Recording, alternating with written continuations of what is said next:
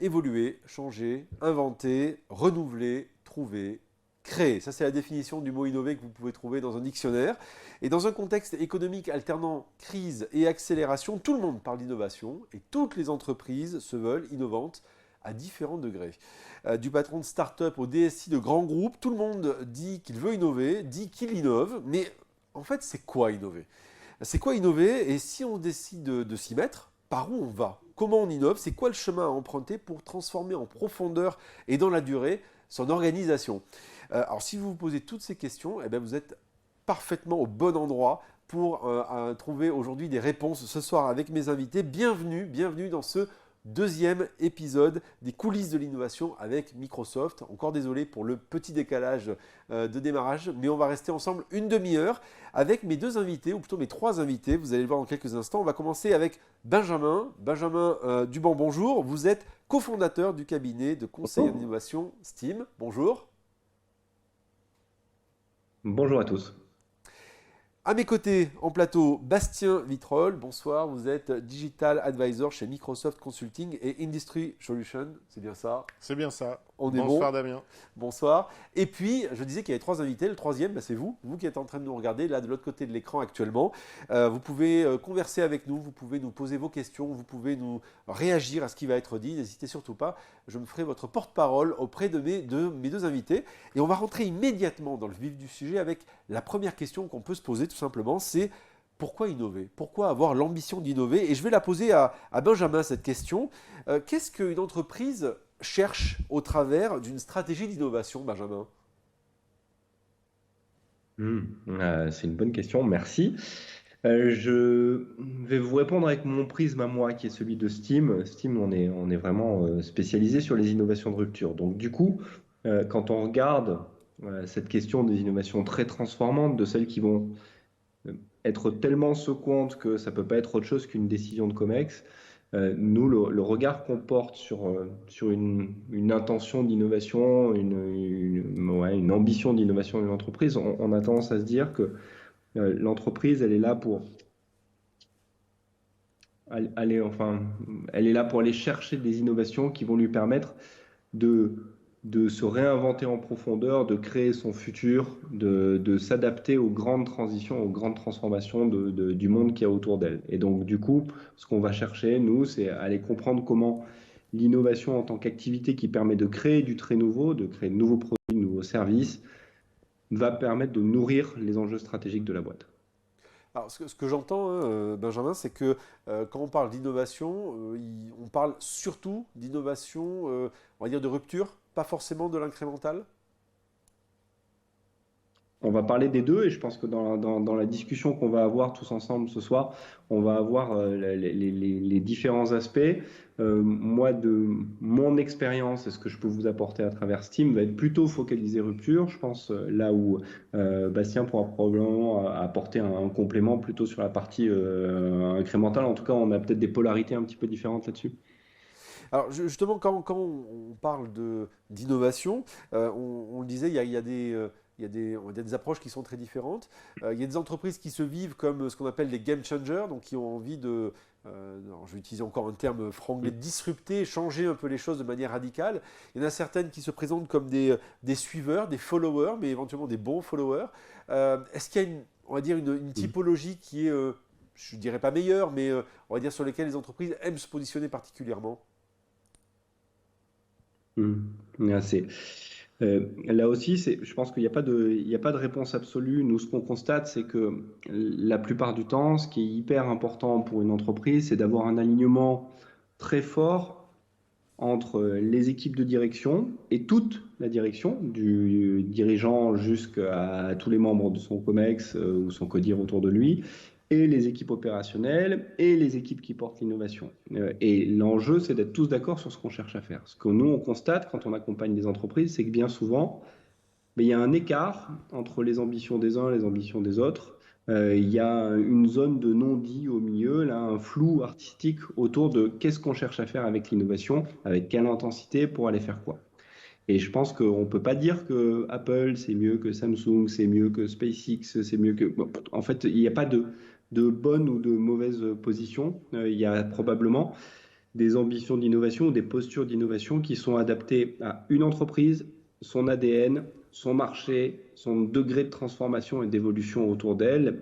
Et du coup, il faut réfléchir et acter de ça collectivement pour avoir une action cohérente. Si on ne l'acte pas explicitement, nous, ce qu'on constate, c'est qu'on peut avoir de temps en temps des gens dans un coin responsables d'une partie des activités d'innovation qui essaient d'impulser des actions de game changer, des actions avec une volonté de rupture très forte, et puis un comité de direction qui va, lui, parfois plutôt freiner en disant mais c'est pas ça qu'on attendait. Et l'injonction d'innover est à peu près aussi claire que euh, l'injonction de faire une belle maison pour un architecte.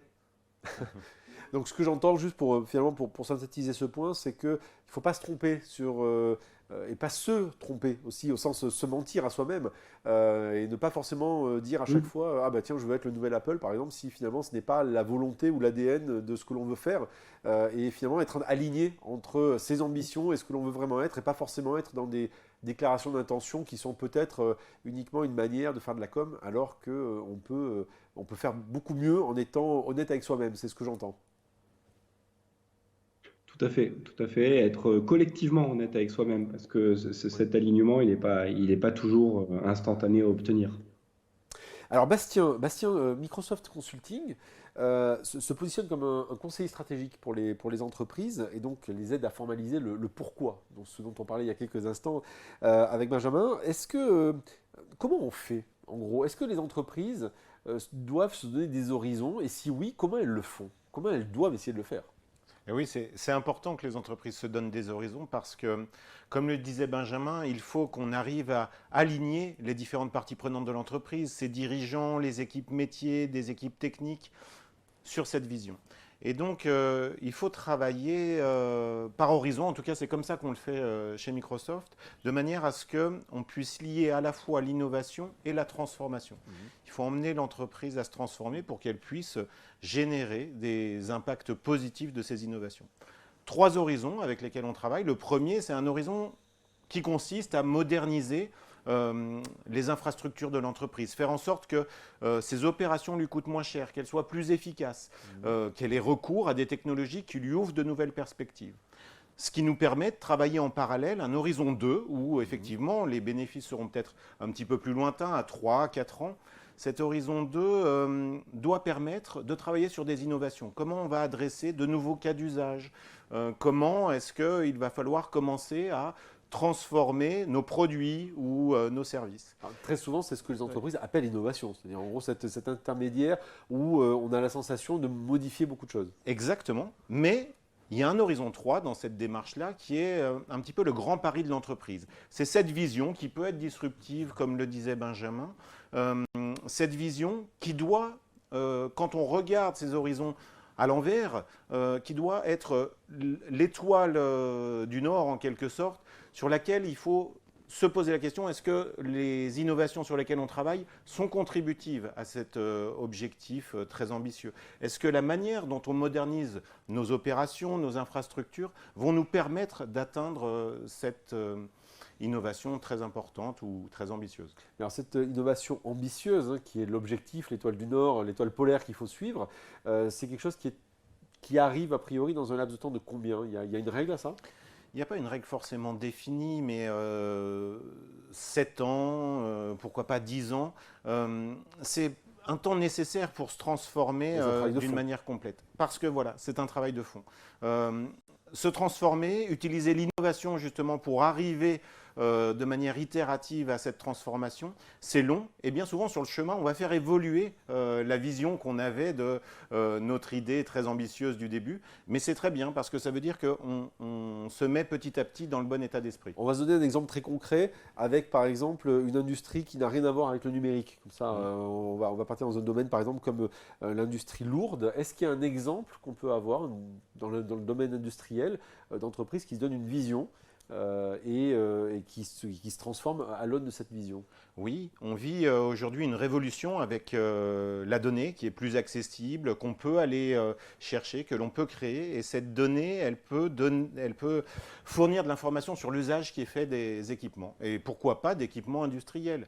Imaginons un industriel qui produit des fours pour ses clients, des fours industriels très lourds, très chers, qui consomment beaucoup d'énergie. Et bien justement, cet industriel, il pourrait, et ils sont en train de le faire aujourd'hui, équiper ces fours de capteurs, pas 5, 10, mais peut-être une centaine de capteurs, comprendre l'énergie qui est consommée, comprendre la qualité des produits qui vont sortir de ce four, le plan de chauffe, le temps de refroidissement idéal. Et l'ensemble de ces informations va lui donner une meilleure confiance dans son équipement, va donner une meilleure confiance également à ses clients. Et il pourrait, en comprenant l'usage qui est fait de cet équipement-là, peut-être changer son mode d'opération, son modèle d'affaires, et se décider à facturer peut-être un nombre de produits ou un nombre de mètres carrés de surface traités et ne plus vendre son four, ce qui l'emmène justement à travailler autrement avec ses clients. C'est ça, imaginer un nouveau modèle. Pardon. Benjamin, Bastien, on va regarder ensemble un schéma qui est... je trouve assez parlant. Alors ce schéma, c'est quoi? C'est d'un côté, on voit en abscisse, on a on va dire la valeur des entreprises et en ordonnée, on a on va dire l'âge de l'entreprise. Alors le schéma devrait apparaître, j'espère, prochainement à l'écran. Et donc ce qu'on voit, ce qu'on constate, c'est qu'on a des entreprises qui finalement sont de plus en plus jeunes, on va dire dans leur âge d'existence, et qui pourtant touchent des valorisations qui sont très fortes. Là, j'ai le schéma sous les yeux. Vous avez un Netflix, un PayPal, un Tesla, qui vont dépasser les 200 milliards, 250 milliards de valorisation, alors qu'elles ont moins de 25 ans d'existence. Voilà, on voit le schéma actuellement à l'écran. Alors que pour la même valorisation, vous avez un Procter & Gamble qui, lui, a 175 ans d'existence. Et à l'inverse, vous avez des entreprises qui sont très anciennes, plus classiques. On parlait d'industrie, par exemple, avec de l'industrie automobile, par exemple, mais pas que, de la chimie, par exemple, et qui, là, ont des taux on va dire, de valorisation moindres.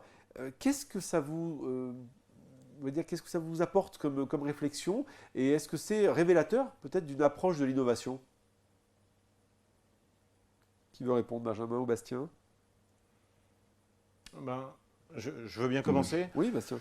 Ce qu'on voit sur ce schéma, ce qui me paraît le plus intéressant, c'est que les entreprises qui ont gagné une valorisation très importante en peu de temps, ces entreprises que l'on dit digital natives, sont des entreprises qui ont beaucoup utilisé le modèle d'affaires de la plateforme.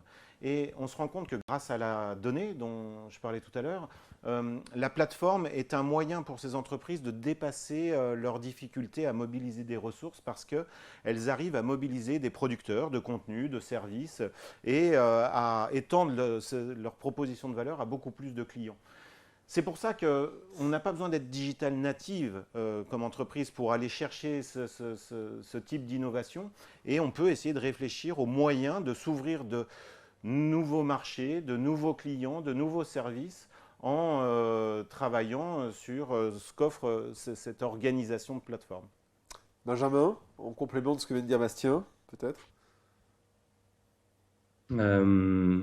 sur ce schéma. En premier complément, il y en a un qui me vient à l'esprit, qui est qu'on regarde un critère d'analyse qui est un critère de valorisation financière et on voit qu'on est en train de comparer deux mondes qui fonctionnent avec des logiques de valorisation et des logiques d'évaluation assez différents. Donc ça déjà pour moi c'est une première séparation et qui dit pas grand-chose de comment ils innovent, parce qu'on pourrait très bien se dire qu'un troisième innove probablement aussi bien ou de manière aussi intéressante qu'un Google ou qu'un Tesla. Ceci étant, toutes celles du nouveau monde là ont en commun un rapport à la vitesse d'exécution, à l'utilisation du numérique, de la donnée, etc., qui est très dense, qui fonctionne probablement sur des rythmes et des vitesses de conquête et sur des modèles avec des scalabilités qui ne sont pas exactement ceux qu'on a dans les entreprises traditionnelles. Donc c'est aussi un type d'innovation un peu différent. Alors justement, donc on en parlait il y a enfin, 2 secondes, fait que ce que vous êtes en train de dire, c'est que il faut aussi comparer les choses qui sont comparables, mais il y a aussi une question donc, de méthode quelque part, parce que oui, même si 3M n'est pas aussi valorisé comme Tesla, ça ne veut pas dire que 3M n'invente pas. Euh, on va parler de méthode, justement, avec vous d'ailleurs, Benjamin, parce que vous aviez la parole, vous allez la garder. Vous avez chez Steam une méthode particulière qui s'appelle la méthode CK pour inventer ou réinventer des produits et services. Est-ce que vous pouvez nous en dire un tout petit peu plus? Oui. Alors, c'est pas la seule méthode qu'on utilise, mais c'est effectivement un des socles méthodologiques sur lequel on s'est beaucoup construit. On est une spin-off d'un labo de recherche en gestion de l'école des mines qui a mis au point tout un socle théorique sur la conception et l'innovation, dont la théorie CK, à partir de laquelle s'est déclinée la méthode CK. Ce qu'il y a derrière, c'est un raisonnement assez simple, c'est simplement de dire que notre capacité à créer des choses nouvelles est très directement liée à la base de connaissances qu'on va mobiliser. Si on n'a jamais vu un objet voler, si on n'a jamais vu un avion ou un oiseau mettre des ailes sur un truc pour l'amener en l'air, ça va peut-être pas nous venir à l'esprit instantanément. Et donc ce que dit CK, c'est que notre capacité à penser des choses nouvelles va être limitée ou factorisée, catalysée par le socle de connaissances sur lequel on s'appuie. Et donc la théorie, il dit des choses très simples là-dedans à la base, mais ensuite ça a plein de déclinaisons. Elle nous dit que sur n'importe quel sujet, on va être capable, avec des méthodes autour de ces cas, de créer une cartographie des innovations possibles et de décider du degré d'originalité, de mesurer les pleins et les creux, de voir s'il y a des trous, des zones qu'on n'a pas été explorées, de comprendre quelles sont les connaissances qui nous permettraient d'aller explorer ces zones-là et de se créer des cartographies de potentiel d'innovation qui sont relativement exhaustives et dans lesquelles on peut vraiment décider de positionner un curseur de rupture, d'originalité dans les idées qu'on va aller chercher. Et donc, on va pouvoir décider de ce sur quoi on veut se remettre en question et à quel point on veut se remettre en question avec une cartographie complète d'un champ d'innovation pour éviter de Alors, partir avec la première idée qu'on a en tête.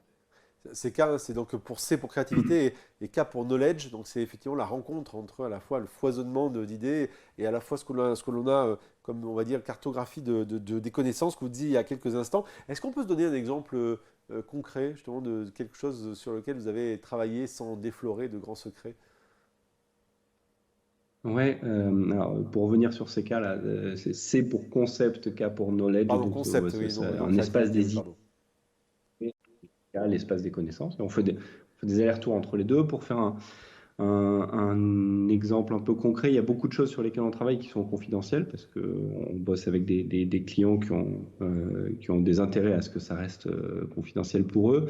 Par contre, il y a pas mal de travaux de recherche qui ont été publiés dessus, dont la thèse de Frédéric, mon associé, qui était une thèse en partenariat avec Safran Turbomeca, dans laquelle l'objet sur lequel ils avaient travaillé était la réinvention de la turbine d'hélicoptère pour aller chercher des gains de consommation extrêmement significatifs.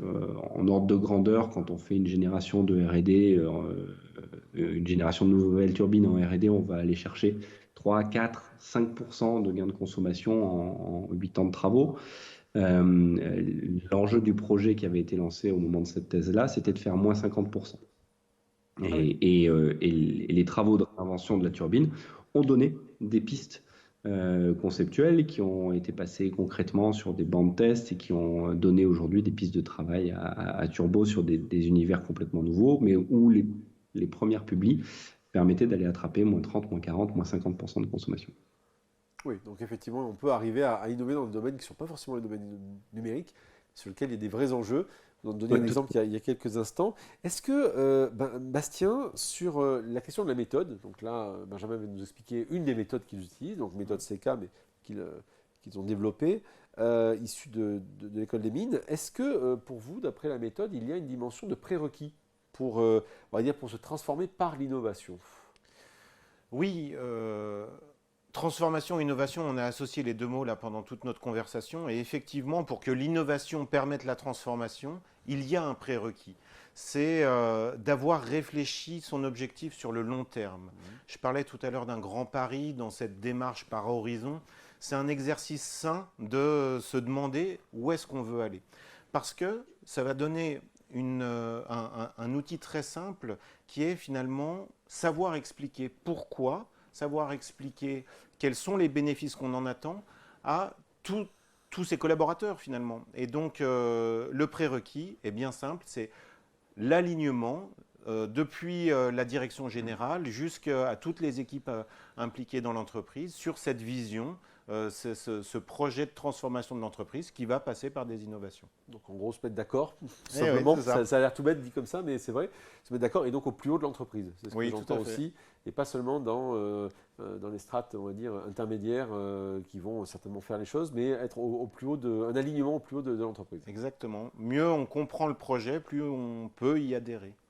Alors justement, quand on change, quand on réfléchit à un grand changement, donc un grand horizon, est-ce qu'on peut donner des exemples aussi d'entreprises qui ont réfléchi, qui ont fait leur transformation, qui sont en train de la faire justement, avec cette logique de grand horizon? Eh ben, il y en a un qui est évident pour moi, c'est Microsoft, puisque oui, j'y travaille. Par là, oui. Il faut se souvenir que Microsoft, il n'y a pas si longtemps, vendait des boîtes avec des disquettes, puis des CD, pour installer des logiciels sur son ordinateur personnel ou les ordinateurs de sa société. Aujourd'hui, le travail de Microsoft consiste principalement à vendre des capacités dans le cloud. C'est une manière complètement différente d'aborder l'approvisionnement de capacités informatiques et ça nécessite de changer finalement à la fois l'usage qui peut être fait des solutions, ça ouvre d'ailleurs de nouvelles perspectives de produits et services, ça nécessite de s'organiser en interne différemment. On ne va plus compter le nombre de boîtes qui sont vendues, mais cette fois on va compter l'engagement des clients. Est-ce qu'ils utilisent ce que l'on leur propose? Ce qui nous permet de facturer finalement cet usage. C'est une logique de PS de service finalement. Exactement. Donc là vous voyez c'est une transformation qui est radicale puisqu'on est passé d'une société qui était organisée par processus finalement à une société qui va se focaliser, mesurer l'usage qui est fait de ces produits et services. Par exemple, ça a mis combien de temps pour parler de Microsoft, puisque vous connaissez bien le sujet? En 10 ans, cette révolution était achevée. Je reprends les 10 ans qu'on avait évoqués tout à l'heure. Là, on a atteint effectivement un des objectifs que s'était fixé la société.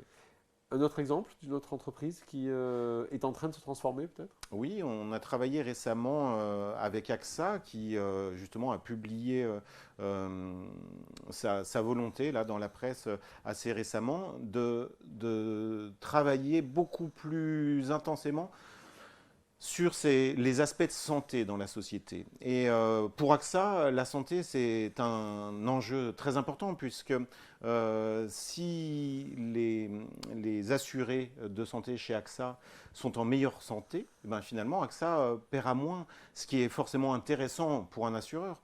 Mais la question est allée plus loin, c'est comment est-ce que peut-être les données, les plateformes, les services que pourrait proposer un assureur et peut-être même agréger un assureur permettrait à tous ces assurés, puis peut-être à d'autres personnes, de mieux prendre conscience des enjeux de sa propre santé. Et finalement, en faisant plus attention, ça a un bénéfice pour toute la société, mais ça permet également à un assureur de gagner des parts de marché et d'être responsable. Est-ce que c'est aller jusqu'à une logique prédictive?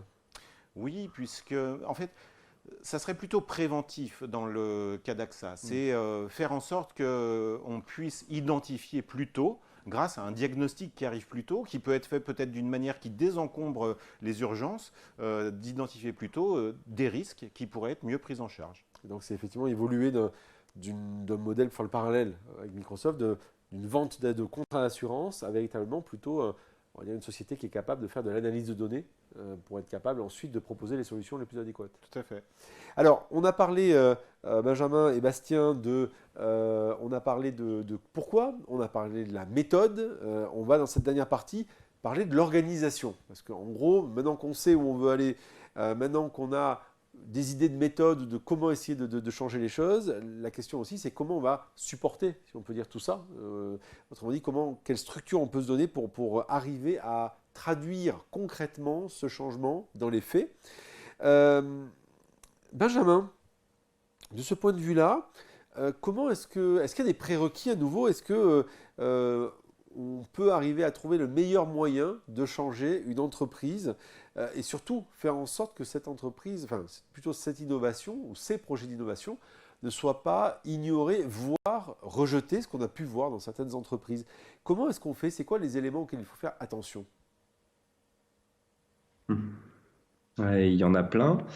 Mais pour zoomer sur un ou deux particulièrement, là, j'ai l'impression que parmi les choses que nous, on constate régulièrement, il y a le fait qu'on a tendance à l'oublier, mais quand on génère une innovation dans une entreprise établie, à la différence de quand on part de la feuille blanche pour créer une start-up, on se retrouve à faire évoluer le produit de l'entreprise, son objet, son produit, son service, alors même que l'entreprise s'est construite autour d'un produit préexistant dans l'étape d'avant. Donc si Renault ressemble à Renault aujourd'hui, s'ils sont organisés comme ils sont organisés, s'ils ont les compétences qu'ils ont, les structures d'investissement qu'ils ont, les courbes de cash qu'ils ont, etc., c'est parce qu'ils font des voitures depuis un certain temps. Et quand on est en train de réinventer l'objet, si on s'amuse à réinventer la voiture, introduire des innovations très transformantes sur la voiture, mais on n'a pas beaucoup de chance pour que le nouvel objet soit parfaitement aligné avec la structure préexistante. Et donc, du coup, évidemment, il y a plein de tensions qui se créent quand on est en train d'innover entre l'organisation et l'objet. Et donc, nous, ce qu'on constate aujourd'hui, c'est que il n'existe pas une recette miracle, mais il va y avoir, en fonction du type d'innovation, de ce qu'elle vient mettre en tension dans l'entreprise, des assets sur lesquels elle continue à s'appuyer, il va y avoir plein de structures d'atterrissage, de structures de portage à différents moments de la vie de l'innovation qui vont être extrêmement variées. On va construire, quand on accompagne des innovations, des structures qui lui permettent de grandir au début, et on va avoir une étape à proprement parler pour réfléchir à quelle est la structure d'atterrissage pour cette innovation dans cette entreprise-là à ce moment-là la plus appropriée. Est-ce que c'est la mettre dans une BU existante? Est-ce que c'est créer une nouvelle BU? Est-ce que c'est créer une entité nouvelle? Est-ce que c'est créer un corporate venture à côté qui va permettre de faire émerger cette piste-là parmi plein d'autres, etc., etc. Il y a plein de façons de le faire et il n'y a pas une réponse absolue. Alors, ce que j'entends, c'est qu'il n'y a pas de prérequis ou plutôt de schéma idéal dès le démarrage. Il suffit de voir. Alors, c'est assez intéressant comme point parce que très souvent, on voit des entreprises qui partent avec on va dire une idée préconçue en se disant voilà, on veut inventer différemment. Donc, quelque part, on va par exemple créer une structure à l'extérieur de l'entreprise. Comme ça, on va les laisser tranquilles. Ils feront ce qu'ils voudront et ils ne seront pas pollués, avec des guillemets, par ce qui peut se passer dans l'entreprise plus classique, on va dire, et avec son modèle d'affaires classique. Ce que vous dites, c'est que ce n'est pas on va dire, il n'y a pas on va dire de causalité, ou tout au moins, il faut choisir. C'est l'innovation qui va décider de quelle structure il faut lui donner, quelle structure organisationnelle il faut donner à l'entreprise pour la développer. C'est bien ça. Oui, oui, tout à fait. Enfin, les structures, c'est un petit peu la même question que les méthodes. Il y a pas une méthode extraordinaire qui marche dans tous les cas, il n'y a pas une structure extraordinaire qui marche dans tous les cas. Chaque mode de structuration a des avantages et des inconvénients. Chaque méthode a été construite pour une intention. Elle vient apporter des choses, mais elle fait pas tout. Et sur la structuration, c'est exactement la même chose. Donc oui, effectivement, quand on essaie d'incuber, de faire naître une innovation à l'extérieur, on sait qu'on s'affranchit d'un certain nombre de contraintes, de blocages, de résistances, de fixations qu'on a en interne, mais on sait que le revers de la médaille, c'est qu'on perd toute l'adhésion des équipes, on perd le support aux assets existants, et donc il y a plein de façons de transformer ça, de créer des processus qui permettent de limiter les risques, mais il n'existe pas une structure parfaite. Bastien, c'est quoi les éléments de mesure qu'on peut se donner pour se dire on est dans la bonne direction, on part dans le bon sens et ça a l'air de fonctionner, ou tout au moins on suit un chemin qui a l'air, on va dire, prometteur? Eh bien, je dirais qu'il y a 5 grands éléments de mesure quand on veut innover. Le premier, c'est la stratégie. Est-ce qu'on est aligné avec la stratégie? Est-ce que ce sur quoi on se décide à travailler est cohérent par rapport aux objectifs que s'est fixé l'entreprise? Il peut y avoir plusieurs types d'indicateurs là-dedans, mais c'est assez facile finalement de savoir si ce que l'on fait devrait être contributif à ce grand Une objectif. question d'alignement, ça c'est ce qu'on disait tout à l'heure. L'alignement, exactement. Deuxième champ finalement de mesure, c'est les cas d'usage. Est-ce qu'au bout de 2 ans du lancement d'un projet de transformation dans l'entreprise, on se retrouve avec 3, 4 cas d'usage? En ce cas, on n'a peut-être pas bien choisi notre sujet. Ça ne génère pas assez d'idées pour que ça puisse nous emmener quelque part. Troisième élément de mesure, ça va être le modèle opérationnel. Et c'est, comme le disait Benjamin, il n'y a pas de recette magique. Et effectivement, selon les innovations que l'on voudrait lancer, il va falloir s'adapter. Est-ce qu'on se met dans une situation qui permet à l'entreprise de faire vivre et de porter à l'échelle les innovations qu'on est en train de créer? Est-ce qu'il faut se mettre à côté parce qu'on a quelque chose qui va nécessiter trop d'efforts pour faire bouger toute l'entreprise et ça a du sens finalement de l'exploiter par ailleurs? Quatrième champ de mesure, ça va être la technologie. Est-ce qu'on mobilise des capacités technologiques qui permettent finalement de porter ces innovations sur un temps long, qui vont nous permettre de les développer, qui sont ouvertes à des évolutions, qui vont être ouvertes à un écosystème, à ses capacités de plateforme, de communication avec les autres? Dernier champ, le cinquième qui est très important, c'est le champ de mesure de l'impact métier. Qu'est-ce qu'on s'est dit comme objectif qu'on souhaite aller chercher? Est-ce qu'il s'agit de part de marché, de nombre d'interactions, de la mesure de l'engagement, la satisfaction de nos clients, l'usage de nos services? Ça peut être voilà, tout ce qu'on sera fixé comme objectif métier. Ce que j'entends aussi, c'est qu'il faut éviter d'enchaîner ce qu'on appelle les POC, les proof of concept, c'est ça? Tout à fait. Alors là, c'est vraiment dans cette partie. Très souvent, les entreprises ont tendance à dire voilà. On va faire un POC, on va voir ce qui se passe. Donc en gros, on voit, quoi. On met une canne à pêche, on va voir ce qui va se passer. Exactement. Alors ça, c'est quelque chose qu'il faut arriver à traiter dans cette partie modèle opérationnel. Si on se met dans une situation où on enchaîne des dizaines d'idées qui ne donnent rien finalement, ou alors qu'on n'arrive pas à porter à l'échelle, il faut peut-être se poser la question de est-ce qu'on accompagne correctement notre innovation? Est-ce qu'on est sur les bons sujets? Et du coup, reprendre ces 5 zones de mesure et se demander si on est vraiment en train d'innover pour transformer l'entreprise. Alors Benjamin, Bastien, on arrive à la fin de ce live. J'ai une dernière question pour vous. C'est autour des questions, on va dire, de culture dans l'entreprise et l'adhésion finalement. Parce qu'on l'a vu, il faut finalement qu'au plus haut de l'entreprise, il y ait une vision très claire des choses, qu'il y ait différents peut-être horizons de pensée. Il faut utiliser des méthodes qui soient adaptées et puis ensuite avoir des structures organisationnelles qui soient adaptées aux méthodes et surtout aux innovations qu'on veut développer. Et puis il y a la question quand même de l'adhésion de toute l'entreprise à un changement de modèle. Et ça, donc, c'est ce que j'appellerais peut-être la question de ce qu'on appelle le change. Alors, on dit de changer l'entreprise, l'accompagnement au changement en français.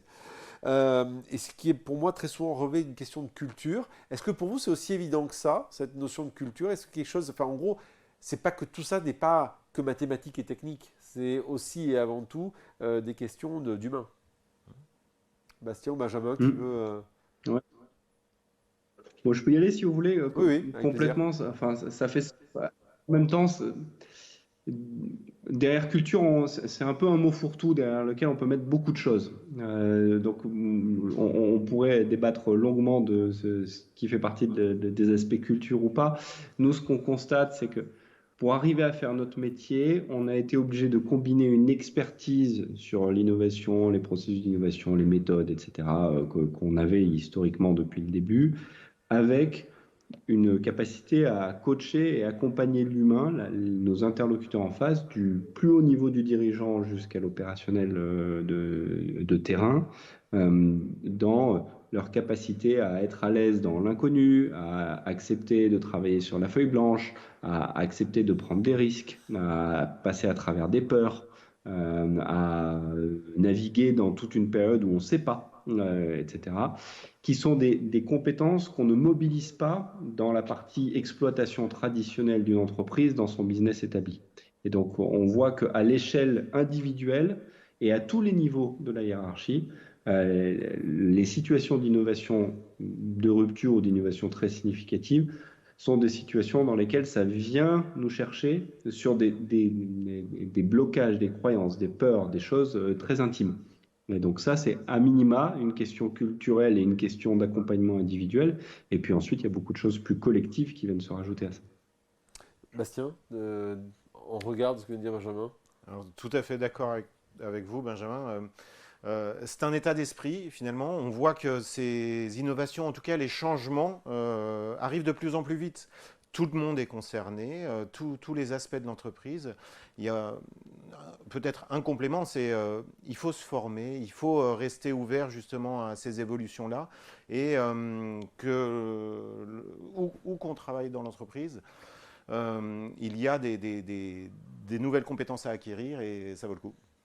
Donc en résumé, l'innovation, c'est plein de choses. Il faut arriver à identifier véritablement ce qu'on va en faire. Oui. Et puis surtout, ce n'est pas le grand soir. Il faut se donner du temps, c'est ce que j'entends aussi. Et arriver à identifier les différents éléments, les différents leviers et avoir une conviction vis-à-vis de tout cela pour faire en sorte. Et donc, ce que j'entendais aussi de ce que disait Benjamin, il faut quelque part aussi aller chercher au plus profond de soi des fois. Qu'est-ce que ça peut heurter pour arriver à aller plus loin dans le changement et aller vers le grand changement, au moins le grand schéma que vous parliez il y a quelques instants au début de cette émission, le grand horizon qu'on veut se donner et l'étoile polaire que l'on veut suivre. Merci beaucoup, messieurs, de votre participation aujourd'hui à ce live. Merci à vous qui nous avez suivis aujourd'hui sur LinkedIn et à très bientôt pour un prochain épisode des coulisses de l'innovation avec Microsoft.